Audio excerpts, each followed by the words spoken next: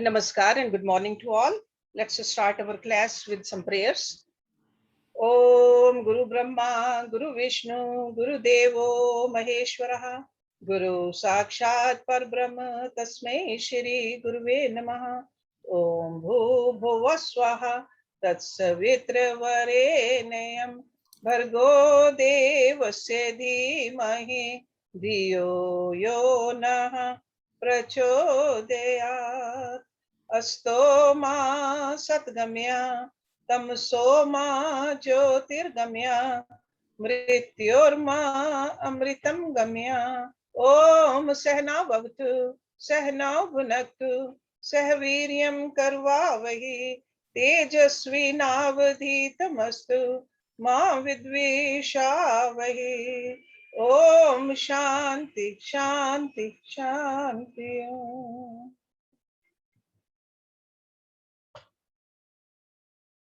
Today we are going to study Vivekachudamani. Last Saturday we ended our class with verse number 216, where Shankaracharya ji was telling us that this Atma is a witness of itself. It is realized only by itself. Asau swasakshiko bhavo yata swain anubhuyate. Hence, the Atma itself is the supreme Brahm and nothing else. So, Atma is nothing but Brahm. That's where those Mahavakya, Aham Brahmasmi, those rishis have uttered. So, that is like a experience of Brahm or becoming Brahm. Swasakshi. So let's start the class with 217 today. Jagrat Swapan Shuptishu Safut Taram Ya Asau Sam Uj Jrim Bhate Parityak Rupte Yaha Sada Aham Aham Iti Antar Safuran Ekdah नाना आकार विकार भागिनः इमान पश्यन् अहम धी मुखान आनंद चिद आत्मनः सफुर्ति तम विधि स्वम एतत् हृदि. You must have noticed that some of the verses are longer, the others are shorter. This is the author, he just decided to do that. See, like in Bhagavad Gita, we see all the verses are in a shlok form. Okay, so these are little different. So Jagrat, so that's why word by word, when we try to understand it, we don't get confused. So Jagrat, Swapan, Sushupti, in the waking, dream, and deep sleep. So Jagrat is waking, Swapan is a dream, and Sushupti is a deep sleep. Safut taram, clearly, very clearly. Ya means that asau, this, sam ujri bhante, manifests. Pratyak ruptaya, as the inner self. Sada means always. Aham aham iti, as I. Antar, within, safuran, shining. Ekda, same way. Nana means various. Akar vikar bhaginaha, modifications of different kinds, many kinds. Iman, these. Pashyan, seeing. So it's like when we perceive something, Pashyan. Ahamadhi mukhan, the ego, intellect, etc. Nitya, eternal. Anand, bliss, Chid Atmana, as consciousness, Safurati, shines. Tam means that, Vidhi, no, Swam, your own, Etam, this, Hridhi, in the heart. So this means that which clearly manifests itself in the waking, dream, and deep sleep states, that which is perceived inwardly in various forms by the mind as a series of unknown impressions of the ego, which witnesses the ego, the intellect, etc., which are all different forms and modifications, which is felt as existence, knowledge, bliss, absolute. Know this Atma within your heart as yourself. You remember, after negating all the sheets, student asked the question, I don't find anything. If I negate everything, I don't find anything. I don't know who I am. So that's why this great teacher is going through all this effort with these beautiful verses to bring our attention towards who we are. Even to say that I don't know anything, who is saying that I don't know anything? Who is perceiving all that? Who is seeing all that? He says, know this Atma within your heart as yourself. And that has to be realized in our own heart. It's not somewhere else, it's right inside us. So the nature of that, the Atma, is being explained in this verse, the nature. So Atma is clearly manifested. Right now, Atma is clearly manifested in the waking state for us. Without Atma, we won't be able to experience any of it. Without Atma, we cannot experience our dreams. Without Atma, we cannot experience the deep sleep. So the consciousness which illumines the objects of the world in all these different states is self in a way. All the planes of consciousness. So we need to know that and we need to experience that. And with that is what is called a subject. Subject illumines the objects outside. That's why they say this is a subjective experience. The I, aham, is the factor by which we experience within and without. Otherwise, we won't be able to experience anything. It's like it could be a beautiful bulb or a beautiful fridge. No electricity going through it, you won't see the light or you won't feel the coolness. The same way the body could be beautiful.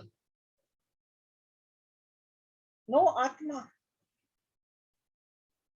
It's inert. So the diverse forms and their modifications are cognized through intellect as the individual's knowledge. But who is giving the power to that even intellect? That I. Aham.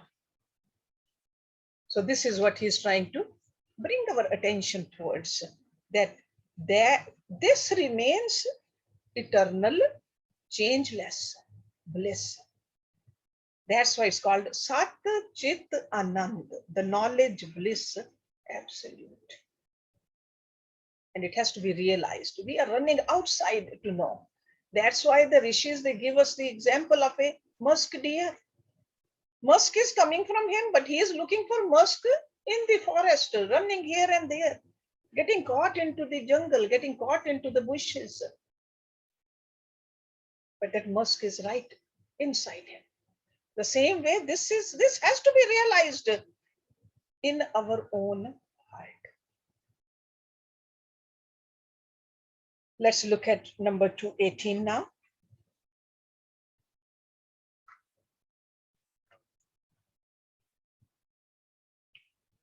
घटोद कहे बिंबितम अर्क बिंबम आलोक्य है मूढ़ा रविम एव मन्यते तथा चिद्भासम उपाधि संस्थम भ्रांत्या अहम इति एव जड़ा अभिमन्यते.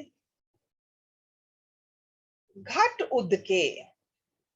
Ghat is the jar, udak is the water. Okay. Bimbit, reflected. Ark bimbam, the sun. Alokya, on seeing. Moodaha, fool. Ravim, sun. Ev means itself. Manyate, considers. Tatha, also. Chidbhasam, the reflection of consciousness. Chidbhavs, like a reflected consciousness. Upadhi samstham, caught in the upadhi. And upadhis are what? Limitations are the upadhi. All these layers are the upadhis. Bhranteya, through delusion. Aham iti, as I. Ev means verily. Jada, fool. Abhimanyate, identifies. So this great Acharya is saying the fool, on seeing the reflection of the sun in the water in a jar, considers it to be the sun itself. So too, the fool through delusion identifies himself with the reflection of the chit caught in the intellect and considers it to be the I, his own identity. So beautiful analogy he is giving us so that we can understand this deep philosophy where we get lost. Is anybody who is looking at a sun, the sun's reflection into a jar or in a bucket and thinking that it's the sun is a fool. We know that. Or is a child. Because if we think that water has been spilled and we think the sun has spilled or sun has broken down into pieces,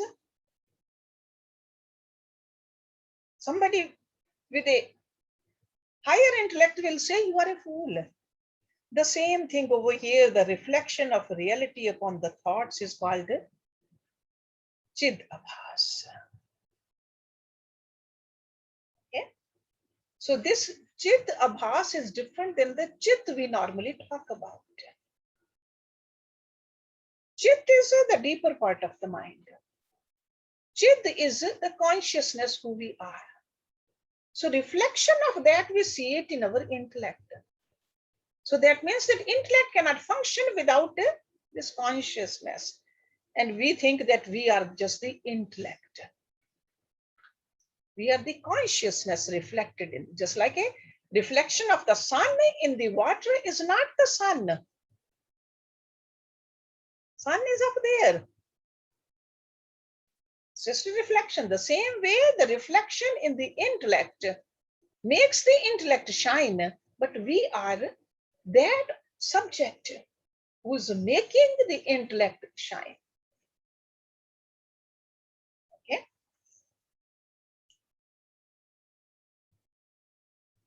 Then number 219, ghatam jalam tad gatam ark bimbam vihaye sarvam vinirikshate arkaha tatasthaha etat tritya avbhasakaha swayam prakashaha vidushaha yatha tatha.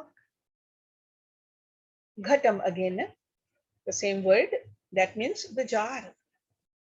Jalam, water. Tad gatam, present in it.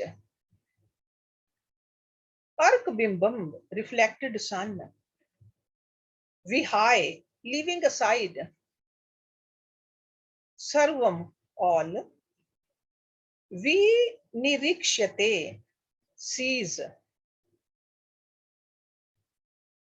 Arkaha, the self-luminous sun. Tatasthaha, independent or indifferentiate.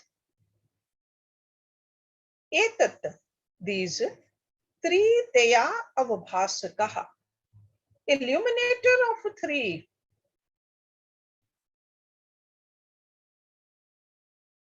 Swayam prakashaha, self-luminous. Vidushaha, by the wise. Yatha means just as. Tatha means so too. The intelligent man leaves aside the jar, the water, and the reflection of the sun in it, and sees the self-luminous sun. So too the wise realize the self-luminous reality which illumines these three and recognize it as independent of them all. Okay? See how he's taking our mind towards the Atma? He says, if you want to see the sun, look at the sun. Let go. Detach from the jar also, from the water also, from the reflection also. The same way, the body also, the mind also, and the intellect also. These are the three. And this is what we do when we meditate. Disidentify from the body, the mind, and the intellect, even though they cannot function without the Atma. But we are the Atma, not the reflection in these three. Because when we perceive the reflected sun in a jar of water,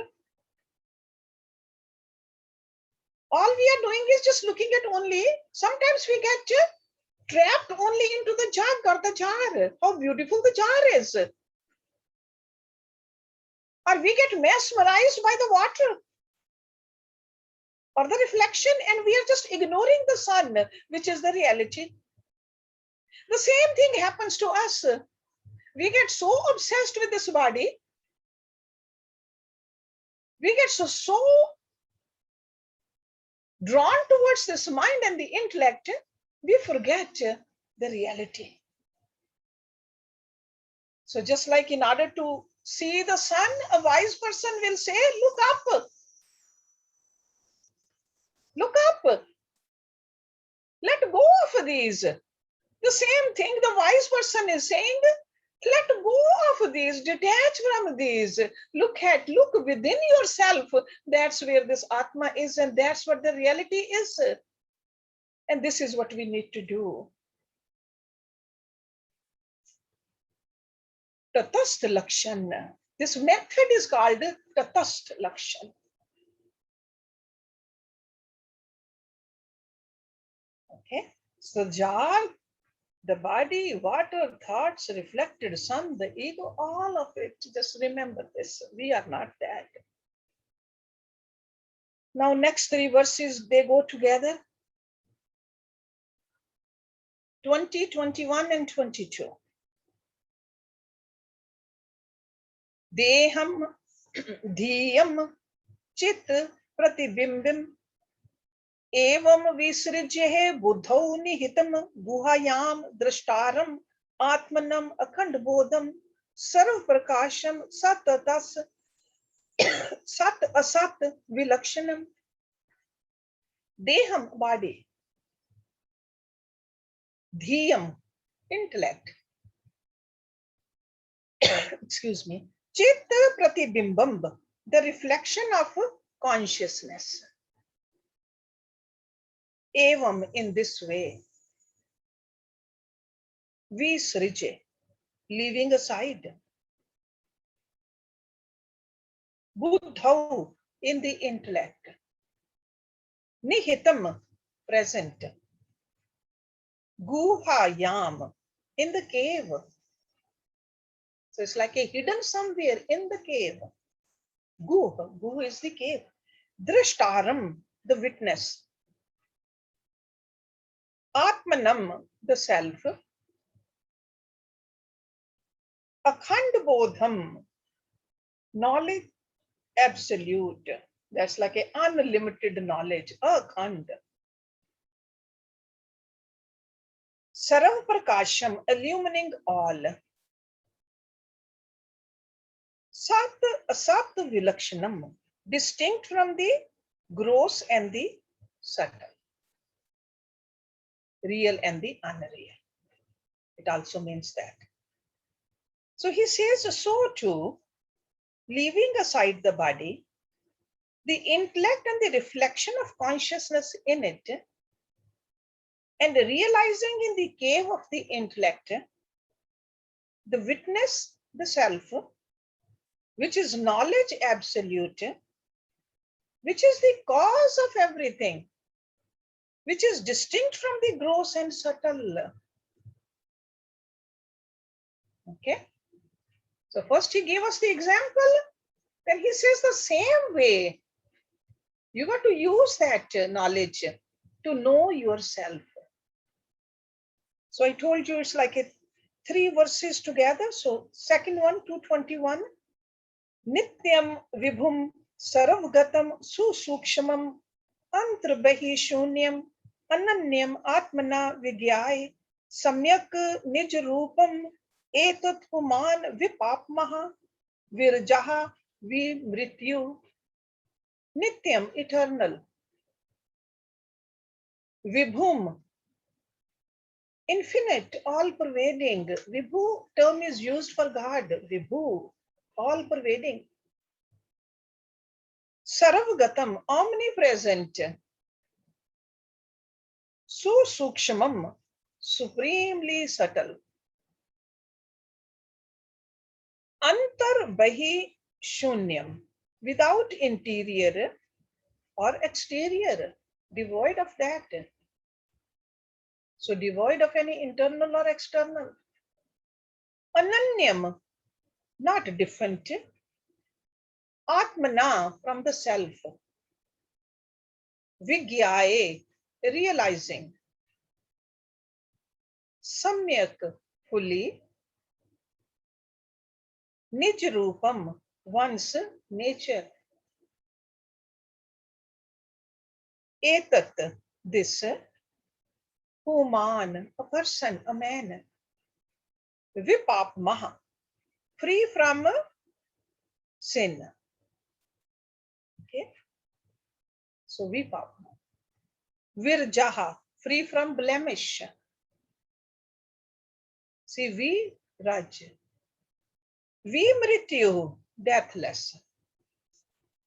So he's saying, which is eternal and omnipresent, all-pervading, and supremely subtle, which is without exterior or interior, which is the one self. By realizing this, one becomes free from pap, sin, free from blemish and immortal. Okay, so clear, how clear the message is here. We got to know ourselves. But by not doing something, we'll be free from blemishes. By knowing ourselves, we'll be free from blemish. So we have to pay attention to the deep message over here, what he's telling us. Then the third of these three verses, Vishokaha Anand Ghana Vipashchit Swayam कुतश्चित न विभेति कश्चित न अन्यः अस्ति पंथः भाव बंध मुक्ते बिना स्वतत्व एव गमम मुमुक्षुः विशोकः free from grief anand ghana mass of bliss. It's like a solid firm bliss, nothing else but bliss. Anand Vipashchit, the wise, Swayam, himself.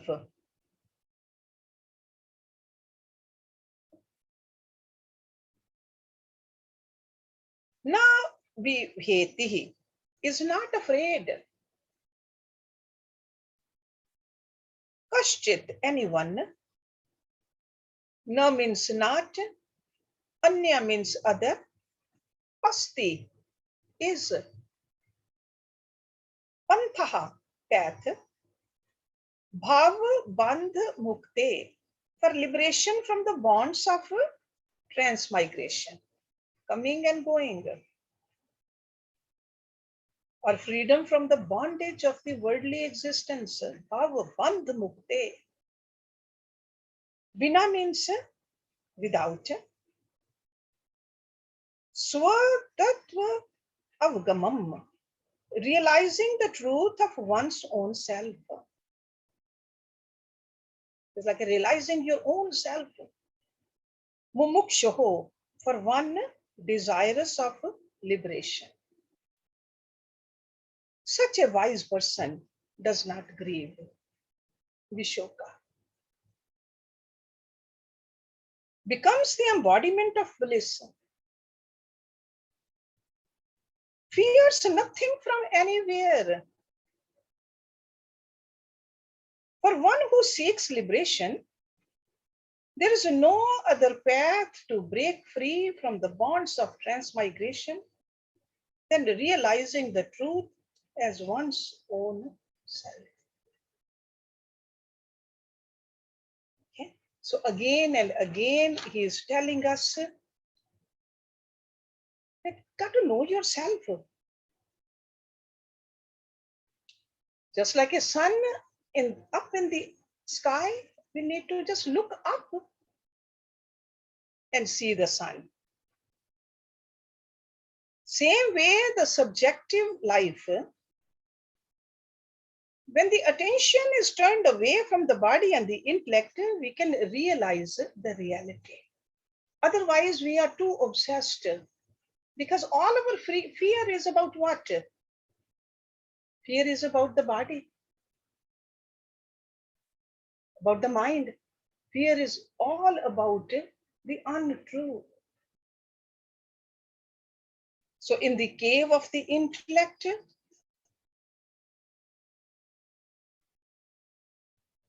that is the essence of the intellect. In the cave of the intellect, that's what it means. Okay, so that's where we'll find it. Self is that which is the intelligence in the intellect, is a light in that intellect. So what is to be seen in the cave of the intellect? Seer, the drashtaram. Not the seen, but the seer. The seer without the objects seen, meaning that one which illumines everything, which is your own self. That's why he used the word Atmanam, your own self. And then in these verses, he has discussed the nature of that Atmanam.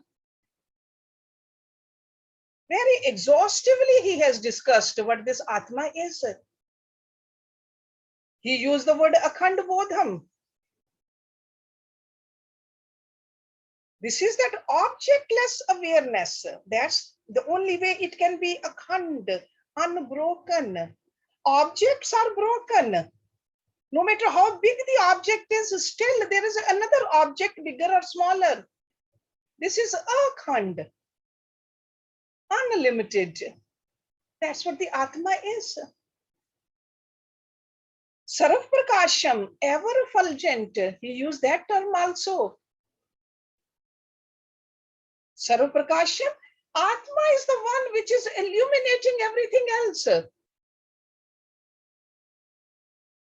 It ever is, never is not. This is what Atma. Then he uses the word Sad Asad Vilakshanam. Neither has it form, nor is it formless. That's what gross or subtle is, because we think that gross is something with the form. Subtle is formless. But Atma is beyond that. Because Atma is the knowing principle. Atma is the one which is really knowing the gross and the subtle.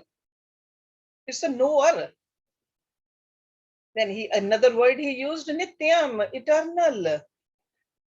Desh, Kal, Vastu, Aparichinnaha. It's not conditioned by time, space, and causality. Sarvagatam, that's another term in these verses, all pervading. Pervasiveness indicates the subtlety. And the Atma or the self pervades all. Nothing pervades it. And that's why the following terms he used, Susukshamam, subtler than the subtlest. Susuksham. Because subtlety is measured by the pervasiveness. So all pervading. Antar Bahir Shunya, devoid of division within and without. Because if it's all pervading, there's no in and out. Because within and without of what? It is homogeneous, present everywhere, at all times, in all circumstances.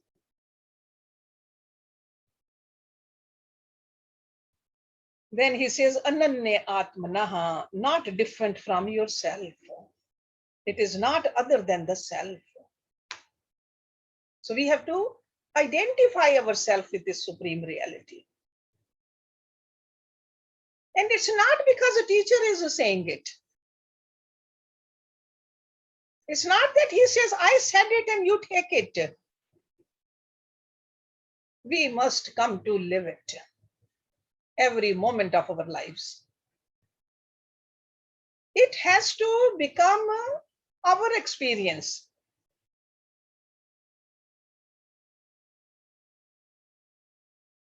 And he says, such a man, such a person will get rid of the paap, the sin. Sin is, what is a sin? Sin is a negative vasana. Okay? Sin is a negative vasana which creates agitation in our mind. Whenever there's an agitation in our mind, that is a paap.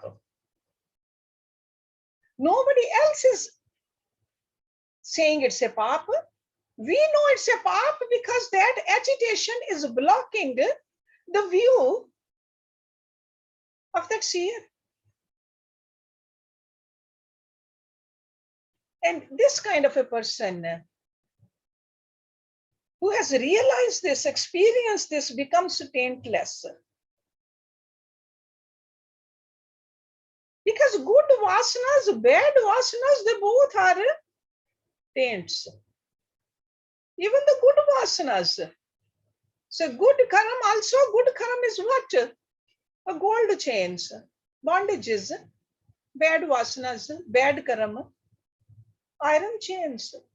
So this person, from the standpoint of supreme peace, param shanti, even the punya is relatively bad. I do mentality has to go over. So that's why he said he becomes free from death. Mrityu. Mrityu, what does Mrityu means? Mrityu means a principle of change. That's a Mrityu. So his experiences are not through the body, mind, and intellect. Soul never changes. There's no Mrityu for the soul. And when you identify yourself with the soul, say Mrityu. So the man of realization lives not upon these finite experiences. He is free from change. Then without any grief, Vishoka, never any sorrow. Sorrow is always about the change. Because the body, mind, intellect, those are like three cancerous ulcers which pour the sorrow into our life. When a person has transcended these three, there's no agitation, no disturbance, no show. Anand Ghan. Not only is there no pain, but there is a positive joy. Positive joy. That is Anand Ghan. See, this a passive state of no pain condition is what? Deep sleep. That's a passive state. But this spiritual realization is a state where you are not affected by the imperfection and the sorrows, but you experience the infinite homogeneousness of everlasting happiness. That's what Anand Ghan is. All experiences at our present level of consciousness are because of some object. We do something, we go somewhere, we meet something, we have something. That's not a pure bliss. Pure bliss is objectless. The self-illumined sage, who is called Vipaschit, is he who has known all that is to be known, and there's nothing more for him to know. Vipaschit. And that's where there's no fear. That's where this realized person is experiencing from. And those seekers who have a burning desire for liberation must try to know their real essential nature. How? Through a direct and immediate experience, not just a theoretical experience. It's not a theoretical knowledge only. Sure, theory we need to learn, but ultimately practice.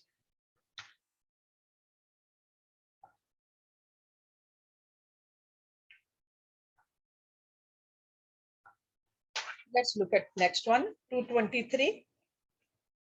Brahma abhintva vigyanam bhav mokshasya karanam yen advitiyam anandam brahma sampadyate budhe. Brahma abhintva vigyanam, realization of one's identity with the Brahma. Okay, so this vigyan means realization. Bhava mokshasya, for liberation from the bonds of transmigration. Karanam, the cause. Yen, by which. Advityam, one without a second. Anandam, the bliss. Brahm, sampadyate, is attained. Buddhai, by the wise. The cause for liberation from transmigration is the realization of one's identity with Brahma. Okay? By means of this, wise person attain Brahm. The one without a second, the bliss absolute. So that means Brahm is only one. There's nothing else. And realizing that we are that. This experience. So in other words, the personal experience of our identity with Brahma, the experience that the self in me is a self everywhere. That is the cause for liberation from this current phenomena of our life. So the experience of the merger of the life in me with the life universal. It's like a universal, everywhere the same. I'm no separate. I'm not in a vacuum over here just by myself. See, presently, we just think that me against everybody else, me and them, mine and theirs. But this experience, he says, is we are all one.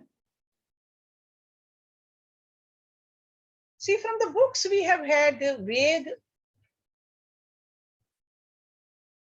intellectual appreciation of it. Sometimes we can even convince others that this is the reality. But the bliss of this realization has to be experienced.